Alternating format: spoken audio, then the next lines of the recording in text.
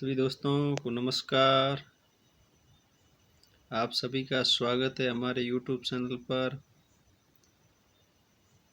यदि आप नए हो तो YouTube चैनल को ज़रूर सब्सक्राइब कर लें ताकि अगले वीडियो का नोटिफिकेशन आपके पास जल्दी पहुंच सके। और दोस्तों क्या हाल चाल है सुनाओ।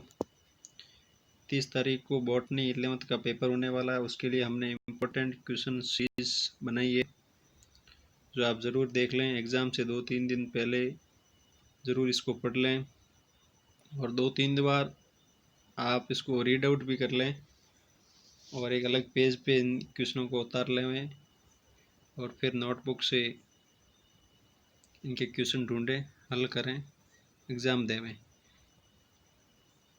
इन इम्पोर्टेंट क्वेश्चन सीरीज से बाहर कोई क्वेश्चन नहीं जाएगा। जो बॉटनी 11th का पेपर होगा 30 तारीख को 10 बजे से लेकर 12 बजे तक, BSc थर्ड ईयर का। क्योंकि पिछले जो बॉटनी के पेपर हुए हैं, बॉटनी 9th और बॉटनी 10th, उनके भी हमने क्वेश्चन बनाए थे। वो भी सारे question in important question series में से ही आए हैं, ये बात है। और ये इम्पोर्टेंट क्वेश्चन सीरीज मुझे बनाने में थोड़ा लेट हो गया था। मुझे लगभग ये 25 तारीख को बना देना चाहिए था, परंतु किसी कारणवश हमारे लोकल नेट बंद था, सरकार ने नेट बंद कर दिया उद्योग लोकेशन पर। उदयपुर पूरे डिस्ट्रिक्ट में नेट बंद था, इसलिए आपके पास वीडियो नहीं है। कोई बात नहीं, अभी भी ये क्वेश्चन है, आप देखो। एग्जाम 30 तारीख को है। जो इम्पोर्टेंट क्वेश्चन बता रहा हूँ वो आप ज़रूर देखना और पेपर इनसे बाहर नहीं जाएगा। और सबसे पहले मैं बता रहा हूँ, यहाँ पे मेरे ऊपर लिखा है शब्दावली। ये क्या है? ये शब्दावली ये है कि पेपर में जो अभाग आता है, अभाग आता है, यदि अपन हर चैप्टर की शब्दावली पढ़कर जाएंगे, शब्दावली हर चैप्टर के पीछे में दिया हुआ होगा। यदि चैप्टर बड़ा है तो 10 से 12 शब्दावली होगी, छोटा है तो 3 से 4, 5 से 7 शब्दावली होगी। तो वो शब्दावली आप पढ़कर जरूर जाएं। और अभाग है वो ज़्यादातर शब्दावली में से ही आता है, ज़्यादातर। और शब्दावली से यदि क्वेश्चन सूख जाएगा तो अपन के इनमें दे रखा है मैंने इम्पोर्टेंट क्वेश्चन सीरीज में, और इसमें से सूख गया तो शब्दावली में से आएगा, दोनों में से बाहर नहीं जाएगा। शब्दावली आप ज़रूर पढ़ें। अब आते हैं क्वेश्चन पर, पारितंत्र क्या है? ये भी शब्दावली में से ही है। और सहभोजिता क्या है? ICAR का पूरा नाम।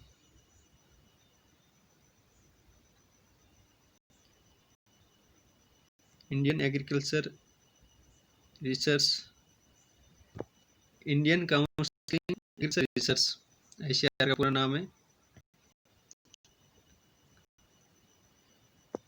एक बार दोबारा सुन ले, Indian counselling agriculture research. Homology क्या है? माइक्रोबायलॉजिकल समूह क्या है?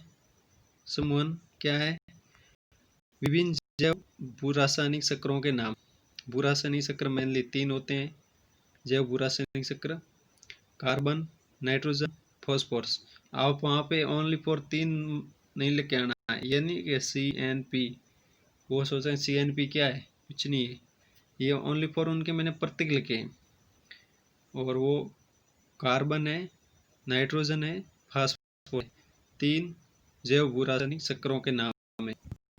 और ये आपको विस्तार से भी पूछ सकता है। यदि अभाग में पूछेगा तो यही पूछेगा कि कौन से जैव भूरासायनिक चक्रों कोई नाम है। अब बता, सजीवों की पारस्परिक क्रिया के जैविक क्रिया कौन कौन सी होती है? एक होता है धनात्मक क्रिया, एक होती है ऋणात्मक क्रिया। सहउपकारिता, सहभोजिता, प्राक सहभोजिता, ये होती है पॉजिटिव। अब नेगेटिव आ जाते हैं, शोषण हो जाती है, प्रतिजीविता होती है, प्रतिस्पर्धा होती है, कंपटीशन, ये नेगेटिव होती है। और इसको अपन आगे विस्तार सकते हैं।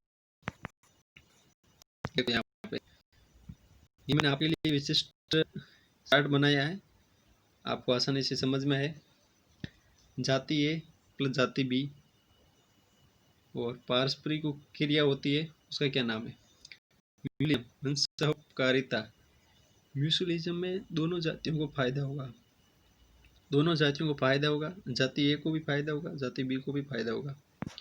स्पर्धा होगी, कंपटीशन होगा, तो दोनों को भी हानि होगी, ठीक है। और प्रभक्षण होगा तो एक को फायदा एक को हानि होगी। परजीविता होगी, एक को हानि एक को लाभ होगा। सहभोजिता, कमंसलिज्म, एक को लाभ एक को न लाभ न हानि। और अंतर जातीय परजीविता, एक को हानि एक को न लाभ न हानि। अब आपको इसमें से कौन सा इंपॉर्टेंट पढ़ना है?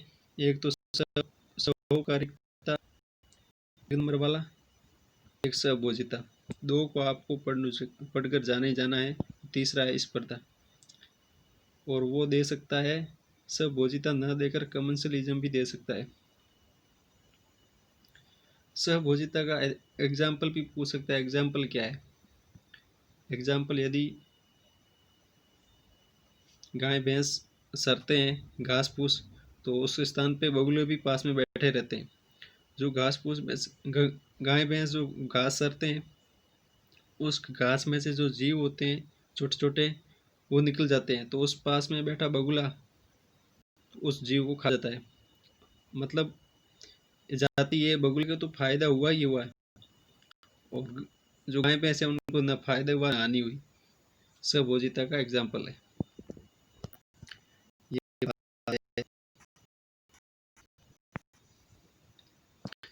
पारितंत्र हो गया है, अपने ये क्रिया भी पढ़ लिए। अब आता है औषधि पादप के नाम। ये बात है कि ये ओनली फॉर मैंने क्वेश्चन जो औषधि पादप वाले ने नहीं, ये अब भाग के लिए भी होंगे, ब भाग के लिए भी होंगे। यदि अब भाग के पूछेंगे तो क्या पूछेंगे कि औषधि पादप के नाम क्या है और उसके वानस्पतिक नाम, वो ही पूछेंगे। दो पादपों के नाम और उनके वानस्पतिक नाम, बॉटनिकल नाम भी लिखिए। औषधि पादप की दो के नाम याद कर लो, और उनके उपयोग पूछेगा तो उपयोग पूछ लेगा उसमें ब भाग में। रेशे और काष्ठ पादप के नाम और वानस्पतिक नाम उपयोग, ये भी आएगा। वानस्पतिक नाम उपयोग। अब आता है रबड़ का सामान्य विवरण, और ये कौन से पादप से प्राप्त किया जाता है रबड़, कौन कौन से हैं। ये चैप्टर, पूरे चैप्टर का लास्ट भाग वाला है रबड़ वाला, ये इम्पोर्टेंट क्वेश्चन है। फल क्या है और सामान्य आर्थिक महत्व, मसालों के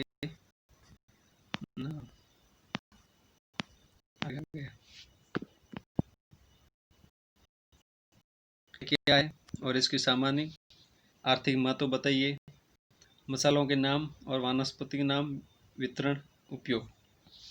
अ भाग में भी पूछ सकता है, ब भाग में पूछ सकता है। और फल क्या है, इसकी सामान्य आर्थिक महत्व, ये ब भाग में पूछेगा जरूर।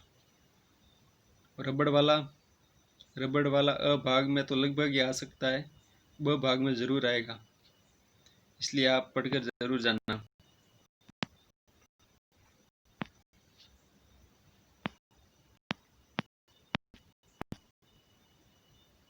मेन क्वेश्चन अभी आए हैं, चिंता मत करो आप। नारियल का वानस्पतिक नाम और उनके कुल का नाम। अब नारियल वाला जितना VMOU की बुक में दे रखा है, पूरा पढ़कर जाना है। नारियल का सवाल हर कंपटीशन में आता है, और यहाँ भी आता है, बॉटनी में भी आता है। नारियल के कुल का नाम और उनके उपयोग मैंने यहाँ पे नहीं लिखा है, उपयोग भी आएगा, ठीक है। और ऊष्मकालिकता क्या है? ऊष्मकालिकता। अनुक्रमण क्या है? अनुक्रमण क्या है, इनकी प्रक्रिया क्या है, प्रकार बताओ। प्राथमिक द्वितीयक अनुक्रमण कैसे होता है, आपको ये पूरा। और ये क्वेश्चन ब भाग में जरूर आएगा। यदि अ भाग में पूछ ले, यही क्वेश्चन अ भाग में पूछ ले, क्या आएगा? अनुक्रमण कितने प्रकार के होते हैं, नाम लिखो। ये आ गया अ भाग में। यही क्वेश्चन ब भाग में पूछ लिया तो अनुक्रमण की प्रक्रिया क्या है, संभव प्रकार सहित। और ये भी अभाग में आ जाए तो अनुक्रमण क्या है ये भी पूछ सकता है। क्वेश्चन मैंने एक यहाँ पे क्वेश्चन एक लाइन लिखी है, उनमें से 3-4 क्वेश्चन बन सकते हैं, ये ध्यान से देखना। पारिस्थितिकी इकोलॉजिकल तंत्र की संरचना और कार्य प्रणाली, जूट की वानस्पतिक लक्षण, आलू का कृषिकरण। फल क्या है, ये मैंने क्वेश्चन तो पीछे डाल दिया है, यह मैंने दोबारा डाल दिया था। गेहूं की 2 उन्नत किस्मों के नाम। दीप्तकालिकता क्या है, अल्प व दीर्घ दीप्तकालिकता क्या है, ये एक बार आप देखे जाना। ये लगभग ब भाग में आ सकता है, ये अ भाग में जरूर आएगा। राज्य वृक्ष का वानस्पतिक नाम, बॉटनिकल नाम। जो राज्य का वृक्ष है उसका बॉटनिकल नाम क्या है, ये क्वेश्चन पिछले प्रीवियस क्वेश्चन में आए हुए हैं। जो ये राज्य का वृक्ष का नाम बॉटनिकल नाम, इसलिए मैंने यहाँ पे दिया है। नाइट्रोजन फास्फोरस कार्बन चक्र क्या है, 3 चक्र है। 3 चक्रों में अ भाग में एक क्वेश्चन जरूर आएगा और ब भाग में भी जरूर आएगा। ऐसे नहीं है न अ भाग में है न ब भाग में, एक भाग में तो जरूर इसके नंबर आएंगे और आप पढ़ कर जाना, फिर मत बोलना आपने पहले नहीं बताया था वो नहीं बताया, जैसे कई स्टूडेंट के साथ हो चुका है। जो बॉटनी एग्जाम था उस टाइम पूरे पेपर ही उन इम्पोर्टेंट क्वेश्चन सीरीज में से थे, वापस आके देखे, कॉल किया था मुझे। अगला क्वेश्चन है, मृदा निर्माण क्या है, इसके अध्ययन को क्या कहते हैं, प्रभावित करने वाला कारक क्या है और शरण क्या है। अब मैंने 2 लाइनें लिखी यहाँ पे, इसमें कितने सारे क्वेश्चन बन सकते हैं। मृदा निर्माण क्या है, ओनली फॉर अ भाग में पूछ सकते हैं, इसके अध्ययन को क्या कहते हैं। अब यदि ब भाग में पूछेगा तो दोनों लाइनें साथ दे देगा। प्रभावित करने वाला कारक क्या है, अलग से क्वेश्चन बन जाएगा। मृदा निर्माण वाला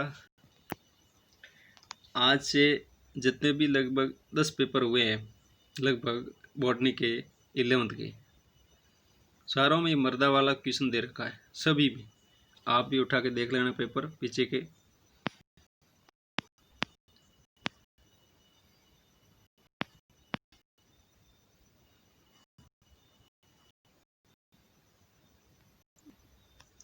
अगला क्वेश्चन आता है, होलार्ड क्या है, समुदाय को परिभाषित करो। पारिस्थितिकी क्या है, मसालों के सामान्य उपयोग। जीवमंडल शब्द किसने दिया, एक ये शब्द आएगा जरूर, जीवमंडल शब्द किसने दिया, इनके फादर कौन है, इंडियन फादर कौन है, विश्व के फादर कौन है। क्योंकि यार अभी बार ये ट्रेंड चला है कि जैसे बॉटनी वाला एग्जाम हुआ है उसमें भी बॉटनी 10th उसमें भी पूछ लिया था, जीन वाला पूछ लेते हैं। रबड़ उत्पाद करने वाले पादपों के कुलों के नाम, बॉटनिकल नाम।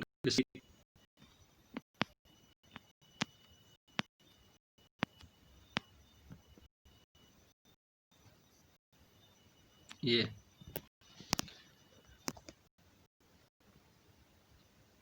रबड़ वाला क्वेश्चन हो गया था अपने। जल संकरण को समझाइए। रबड़ के रासायनिक गुणों पर संक्षिप्त टिप्पणी करें। रबड़ वाला क्वेश्चन 1 और अनुक्रमण वाला 2 और 1 वो मृदा वाला, ये तीनों तो पढ़ के जाना। और इसके साथ में जैव भूरासायनिक चक्र, कार्बन का, नाइट्रोजन का, फास्फोरस का। मरुस्थलीय पारिस्थितिकी तंत्र का वर्णन। गेहूं गन्ने के कुल वो वानस्पतिक नाम, वानस्पति मतलब बॉटनिकल। तेल उत्पादक पादपों के नाम बताइए। बसंतीकरण क्या है, बसंती आ गई यहाँ पर, बसंतीकरण क्या है अब आगे पूछेगा ये। सर्पगंधा का वनस्पतिक नाम व लक्षण व इसके उपयोग। ये क्वेश्चन है इम्पोर्टेंट, मैंने बता दिए सारे। आपको सारे क्वेश्चन पढ़ना आपको पड़ेगा, और यदि आप पूरी किताब नहीं पढ़ सकते हो तो इम्पोर्टेंट क्वेश्चन सीरीज है, ये ज़रूर पढ़ें, पास होने की गारंटी है।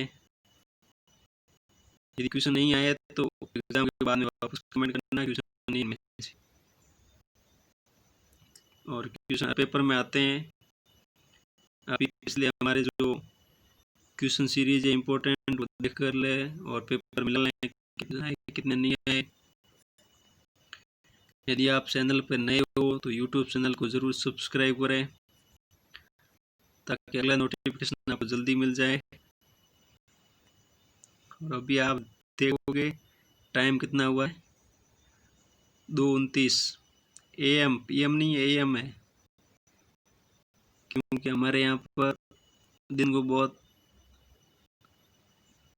नेट लो चलता है और नेट का ट्रैफिक भी ज़्यादा चलता है हो रहा है उस टाइम, दिन के टाइम।